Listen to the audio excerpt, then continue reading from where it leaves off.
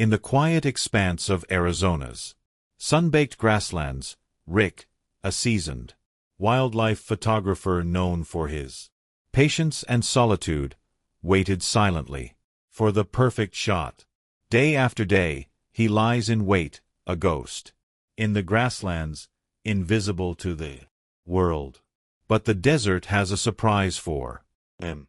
Not the venomous lizard he seeks, but a tiny, fearless bobcat kitten who decides this strange camouflaged man is no threat. Rick didn't move. He just slowly reached into his backpack and pulled out a bit of jerky, his lunch. The kitten sniffed it, gave a cute sneeze, then took it in its mouth like a trophy and scampered off. But when Rick returned the next day, something was waiting for him. Not just one kitten, but an entire brigade of wild bobcat siblings. Before we start, hit the like button and make sure to subscribe if you haven't, and hit that notification bell so that you won't miss any new stories. Of all the qualities a man might possess, patience was the one Rick prided himself on most. At 62, with a face weathered by sun and wind into a road map of laugh lines and concentration furrows, he figured he'd earned it. For 40 years, he'd been a nature photographer, a profession that was less about snapping pictures and more about the art of becoming invisible. He'd waited for weeks in the freezing Alaskan tundra for a glimpse of a spirit there. Sat motionless for days in a humid Florida swamp to capture the iridescent gleam of a rosy at spoonbill. And now he was practicing his art of stillness in the dry baking heat of the Arizona grasslands. His current quest was for a shot of a Gila monster. The venomous beaded lizard was a creature of mythic patience itself, and Rick respected that. It was a duel of endurance. For a week, he'd been rising before the sun, driving his dusty pickup truck to the edge of a vast sun-bleached expanse, and trekking to a spot he'd chosen for its perfect morning light. He'd then lie on his stomach, a camouflage tarp draped over him, his long lens looking like a natural extension of the arid earth, and wait. The world through his lens was a silent, slow-motion ballet. A road runner zipped past, a blur of brown and attitude. A hawk circled high overhead, a dark comma against the brilliant blue sky. The heat shimmered off the red sand, making the distant saguaro cacti dance. It was a beautiful, lonely existence. And lately, Rick had been feeling the lonely part more than the beautiful one. His wife Clara had passed away 2 years prior, and the quiet of the wilderness that had once been a source of peace now often echoed the quiet in his heart. He was just beginning to feel the familiar midday drowsiness, the sun beating a gentle rhythm on his back when a flicker of movement caught his eye. Wasn't the slow, deliberate crawl of a Gila monster. This was small, jerky, and radiating an absurd amount of confidence. He slowly, carefully swiveled his head. There, waddling out from behind a clump of brittle bush, was a bobcat kitten. Was no bigger than a loaf of sourdough, bread with paws that seemed comically oversized for its tiny body.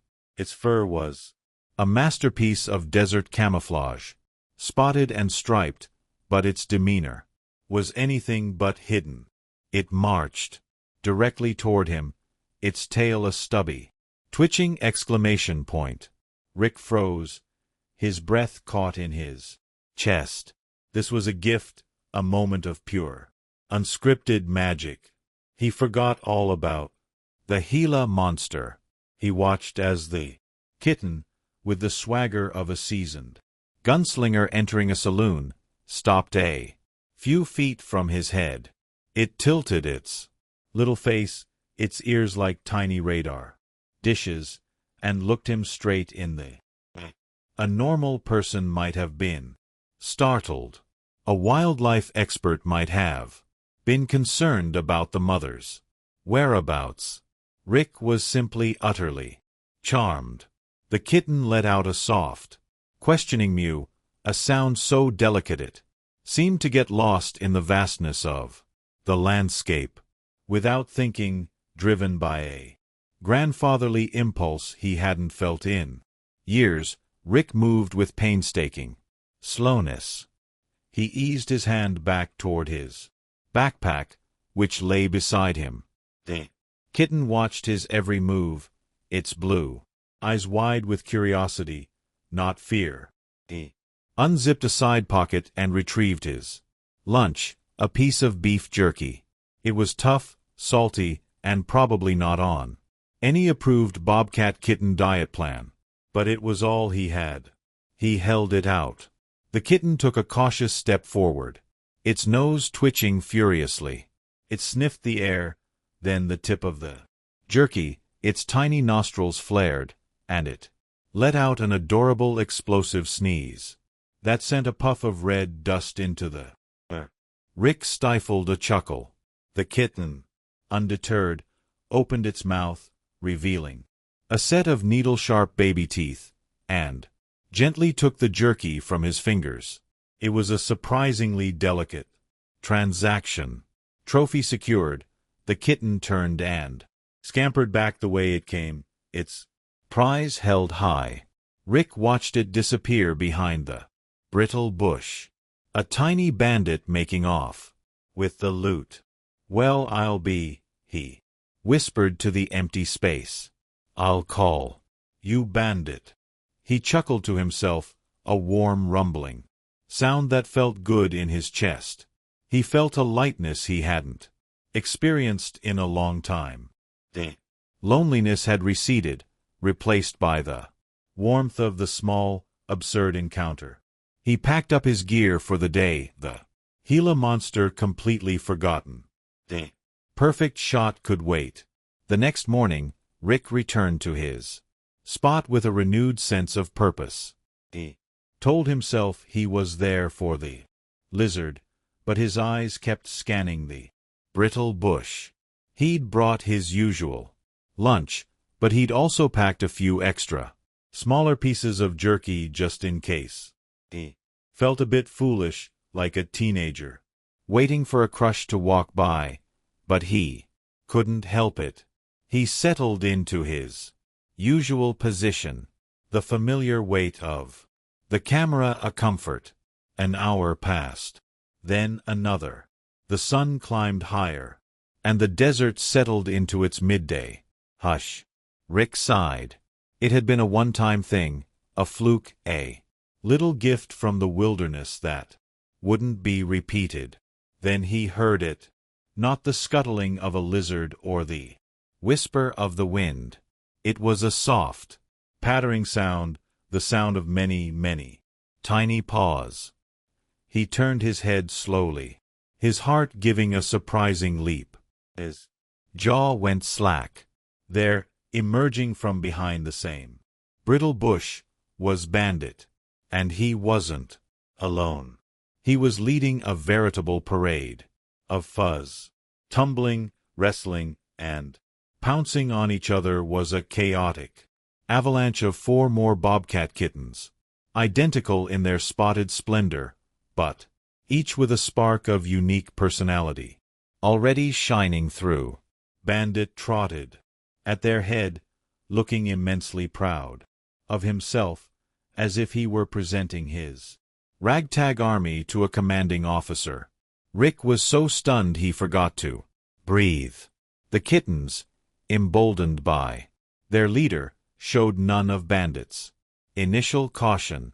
They treated the 6 feet 2 inches camouflaged human as a newly discovered and fascinating piece of landscape.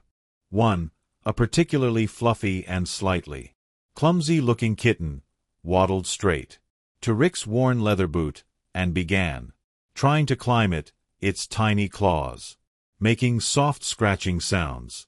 Another, A sleek female with a perpetually unimpressed expression spotted the lens, cap dangling from his camera. She crouched, wiggled her hind quarters, and batted it with a professional boxer's precision. A third, the smallest of the group, scrambled right up his back, navigated the terrain of his shoulder blade, and slapped him gently on the cheek with a soft paw, its expression clearly asking, "All right, pal, where's the grub?" The fourth was a blur of motion, a tiny, hyperactive dervish that chased its own tail, then a grasshopper, then zipped in frantic circles around the abused Rick. Rick didn't know what to do. He was trapped, pinned down by a Lipukian army of predators. But fear was the furthest thing from his mind. A laugh started deep in his belly, a genuine rolling laugh that shook his whole body. He laughed until tears streamed down his weathered cheeks and his sides ached. This was the most unprofessional, most ridiculous, most wonderful thing that had ever happened to him. He was no longer Rick, the stoic nature photographer. He was Uncle Rick, the Bobcat babysitter. He carefully reached for the jerky he'd prepared. As he opened the bag, 5 little heads snapped to attention, their ears swiveling in unison. He tossed out the pieces and a comical free-for-all ensued. The clumsy one, who he immediately named Biscuit, managed to trip over his own feet and land face first in the sand, coming up with a dusty nose and a look of profound bewilderment. The sassy female Claudia deftly snatched a piece from her brother and retreated to a safe distance to enjoy her spoils. The hyperactive one, Turbo, grabbed his piece and immediately lost it while chasing a butterfly. Bandit, the seasoned pro, ate his with quiet dignity. As the kittens munched and wrestled, Rick noticed another presence, sitting regally on a sun-warmed rock about 20 yards away was their mother. She was magnificent, a full-grown bobcat with powerful muscles, a thick ruff of fur, and intelligent amber eyes that watched him with an unnerving intensity. She wasn't threatening. She was observing, evaluating. She seemed to have concluded that this strange, lumpy, jerky dispensing creature was not a danger to her brood. In fact, he seemed to be a rather effective distraction.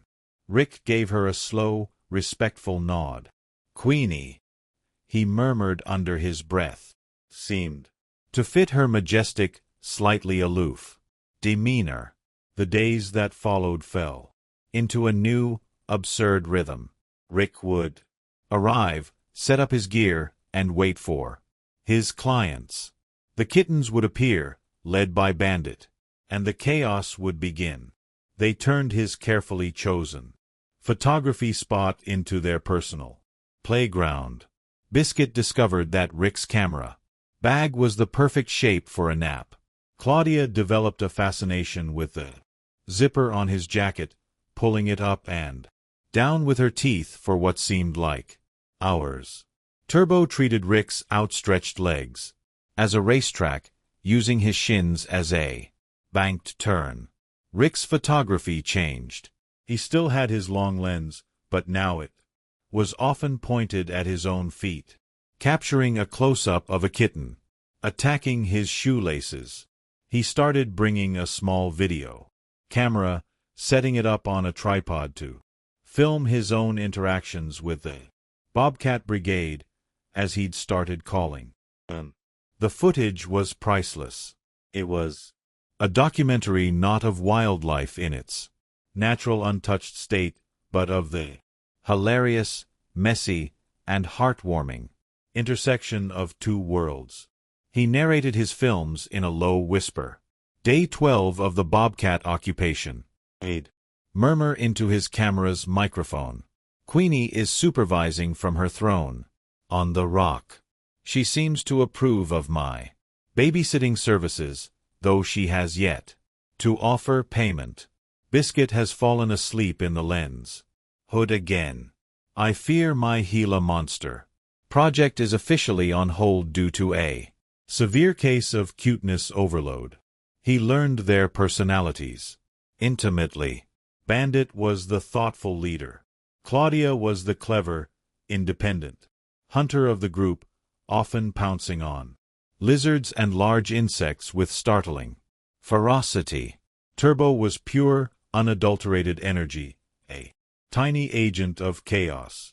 And then there was Biscuit, sweet, clumsy, food-motivated Biscuit. He was the runt of the litter, slightly smaller, and a step slower than the others. He was the one who always got his jerky stolen, the one who tripped into cactus patches, requiring a delicate and nerve-wracking rescue by Rick with a pair of tweezers, and the one who seemed to have a special bond with the strange, gentle giant who gave out snacks. Biscuit would often forego the wrestling matches and simply curl up against Rick's side, purring a rumbling motorboat purr that vibrated right through to Rick's soul. It was during one of these quiet moments, with Biscuit snoozing on his ribs and the other kittens chasing a tumbleweed, that Rick felt a profound sense of peace. The echoing quiet in his heart had been filled with the sound of tiny purr and playful squeaks. He wasn't lonely anymore. He had a family, a weird, wild, and completely unexpected family. The Arizona summer deepened and the heat became a physical presence, a heavy blanket that smothered the landscape. The daily thunderstorms that rolled in during the late afternoon became more violent. Rick knew this was a dangerous time in the desert. Flash floods could turn a dry wash into a raging river in minutes. The heat was relentless and water was scarce. He had grown more attached to the kittens than he ever would have admitted. His professional detachment had been completely eroded. He worried about them constantly. He started bringing a large, shallow dish of water each day, which Queenie, after a day of suspicious observation, finally allowed her kittens to drink from. He seemed to understand on some level that he was a help, not a hindrance. Their relationship had evolved into a quiet partnership. She would hunt for their real meals, teaching them the ways of the wild, and he would provide the supplementary snacks, the playground, and the safe space. One afternoon, the sky turned a bruised, menacing purple. The air grew still and heavy. Rick, checking the weather on his phone earlier, knew a major storm was coming. He should have packed up and left an hour ago, but the kittens had been particularly playful, and he'd lost track of time. "All right, you little rascals. Time for Uncle Rick to head home," he said, starting to gather his gear. "Show's over for today." The kittens, sensing the change in the atmosphere, were huddled close to Queenie near the rock, but Biscuit, true to form, was lagging behind. He had been chasing a particularly interesting beetle near the edge of a shallow dry AO about 50 yards away. Then the world seemed to break open. Deafening crack of thunder sounded directly overhead and the sky unleashed a torrent. The rain wasn't just falling. It was a solid wall of water so dense it was hard to see through. The dry, baked earth couldn't absorb it fast enough. The shallow AO began to fill with a muddy, churning slurry of water and debris. Rick's heart seized. "Biscuit!" he yelled, his voice swallowed by the roar of the storm. He saw the kitten, startled and scared, trying to scramble up the now slippery bank of the AO. But the rising water was too fast. Swirled around his paws, pulling him back. Queenie was frantic, pacing on the edge, letting out sharp, distressed cries, but she wouldn't enter the churning water. She knew it was a death trap. Rick was frozen for a second, a war raging within him. The prime directive of every wildlife documentarian screamed in his head. Do not interfere. You are an observer, not a participant. Nature must take its course. He saw Biscuit lose his footing, a tiny speck of fur being swept away in the brown torrent. He heard Queenie's desperate cry, a sound that wasn't just an animal's instinct, but a mother's anguish. And in that moment, the rulebook went out the window. The prime directive was overwritten by a more powerful one. You protect your family. The hell with nature's course. Rick roared into the storm. He dropped his expensive camera bag, not caring that it landed in a growing puddle. He ran, his old knees protesting, his boots slipping in the slick mud. He sprinted along the bank of the Ao, his eyes locked on the tiny, struggling form. Biscuit was being tumbled over and over, his head occasionally breaking the surface. The Ao was getting deeper, the current stronger. Rick knew he only had one chance. Ahead, the wash narrowed and a fallen Palo Verde tree lay partially across it, creating a bottleneck of churning water and debris. If Biscuit got swept into that, he'd be gone for good. Without hesitating, Rick slid down the muddy bank and plunged into the waist-deep water. The cold shock took his breath away, and the current was shockingly powerful, tugging at his legs. He braced himself against the flow, his eyes scanning the debris-filled water. "Biscuit, I'm coming, little guy," he yelled. He saw him, a flash of spotted fur pinned against a thick branch just before the log jam. He was barely moving. Rick pushed forward, fighting the current with every ounce of his strength. The water was a filthy, chaotic mess of sticks, leaves, and he reached the branch, his fingers wrapping around the slick wood. He leaned out, stretching his shoulders, screaming in protest.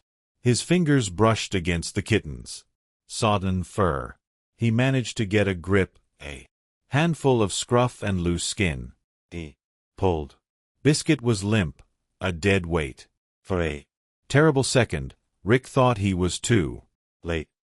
He pulled the kitten to his chest, shielding it from the current, and began to fight his way back to the bank. Was a grueling, desperate struggle. The mud on the bank gave way twice before he finally found purchase and hauled himself and his small, precious cargo out of the water. He collapsed on the ground, gasping for air, rain, and mud plastering his hair to his face. He looked down at Biscuit. The little kitten was terrifyingly still. Rick's heart plummeted. He gently laid him on the ground and, acting on pure instinct, pressed his 2 fingers against the tiny rib cage, giving a small, gentle pump. He then lowered his head and breathed a tiny puff of air into the kitten's nose and mouth. Once, twice. On the 3rd puff, Biscuit gave a shuddering cough. Water sputtered from his mouth, and he took a weak, ragged breath. His eyes fluttered open, dazed and terrified. Rick felt a wave of relief so powerful, it almost made him pass out. He scooped up the trembling kitten and wrapped him inside his jacket, zipping it up to shield him from the rain and warm him with his own body heat. He looked up. The storm was already starting to pass, the rain lessening. Through the gray sheet of water he saw Queenie. She was standing at the edge of the wash, not on her rock, but on the ground, closer than she had ever been. Her family was huddled behind her. He was looking right at him, and her expression was no longer one of weary observation. It was something else entirely. Something that looked to Rick's tired and hopeful eyes like profound, soul-deep gratitude. She gave a soft, low chuff, a sound he'd never heard before, and then slowly, deliberately, shepherded her other kittens away into the shelter of the rocks. She trusted him to take care of this one. The drive back to his small rental cabin was a blur. Rick held the shivering bundle inside his jacket, the heater in his truck blasting on high. He talked to Biscuit the whole way, his voice low and soothing. "You gave me a scare, you little knucklehead. A real scare, but you're okay. Uncle Rick's got you." Back at the cabin, he wrapped Biscuit in a warm, dry towel and held him close. He made a weak broth from some chicken he had, letting the kitten lick it from his finger. For the next 2 days, Rick didn't go out to the grasslands. He stayed in, nursing his patient. Biscuit was weak and slept almost constantly, curled up on a pillow next to Rick's bed. Rick would wake in the night just to watch the gentle rise and fall of the tiny chest, reassuring himself that he was still there. On the third morning, Rick awoke to a scratching sound. He opened his eyes to see Biscuit on the floor, batting playfully at a loose thread on the rug. He looked up at Rick and let out a surprisingly strong mew. He was going to be okay. When Rick finally returned to his spot, he was nervous. Had he broken the trust? Had he crossed a line that would change everything? He placed the now healthy Biscuit on the ground. The kitten immediately scampered over to his siblings, who greeted him with a flurry of licks and pounces. Rick looked toward Queenie's rock. He was there watching. He gave her a nod. She held his gaze for a long moment, then blinked slowly, a sign of trust and relaxation in the feline world. A few minutes later, she disappeared into the brush and returned with a freshly caught lizard, which she deposited pointedly a few feet from Rick before retreating to her rock. It was a gift, a thank you, payment for services rendered. The seasons began to turn. The fierce heat of summer softened into the golden glow of autumn. The kittens grew, their legs lengthening, their bodies filling out. Their spots became less distinct as their adult coats came in. They were still playful, but their games now had the sharper edge of practice, of honing the skills they would need to survive. Rick documented it all. His footage was a masterpiece, but not of the kind he had ever intended to create. It was a personal story of love, trust, and the strange unwritten rules of the wild. He had footage of Claudia's first successful rabbit hunt, of Turbo learning to leap from rock to rock with breathtaking agility, of Bandit watching over his siblings with a quiet, confident authority. And he had hours of footage of Biscuit. Biscuit, who had almost been lost, now strong and healthy. He remained the most affectionate of the bunch, and he never lost his habit of curling up by Rick's side for a nap. The day Rick had been dreading finally came. He arrived at his spot, set up his gear, and waited. And waited. The sun climbed, the shadows shortened, but the grasslands remained empty. No pattering paws, no fuzzy avalanche. He stayed until dusk, a hollow feeling growing in his chest. They were gone. Queenie had decided it was time to move on, to lead her now adolescent children to their own territories. He came back the next day and the day after that, but the silence remained. The quiet he had once sought was now a painful reminder of what he had lost. His job there was done. It was time to pack up and go home. On his final morning, he stood by his truck, looking out over the landscape one last time. He felt a profound ache of sadness, but underneath it a deep and abiding sense of gratitude. These animals had saved him just as surely as he had saved Biscuit. They had filled a void in his life he didn't even know was there. As the sun cast long shadows across the red earth, he saw movement on a distant ridge. He raised his binoculars, his heart pounding. It was them. 5 sleek, powerful bobcats moving with grace and purpose. They paused, 5 silhouettes against the setting sun. One of them, the leader, turned and looked back in his direction. Rick didn't need binoculars to know it was Bandit. He held the gaze for a long moment, a final silent acknowledgement, before turning to follow his family into the vast, wild unknown. Rick lowered his binoculars, a slow smile spreading across his face. He got into his truck and turned the key. As he drove away, he glanced at the passenger seat where his camera bag sat. It was filled with tapes and memory cards, containing the greatest story he had ever captured. It wasn't the story of the Gila monster, or of some rare bird. It was the story of Uncle Rick and the Bobcat Brigade.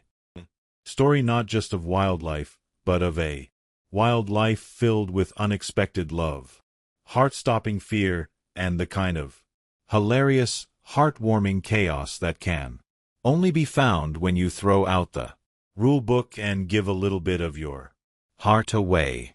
And maybe in the wildest corners of America and in the quietest corners of a lonely man's soul, that was the very best kind of story there was.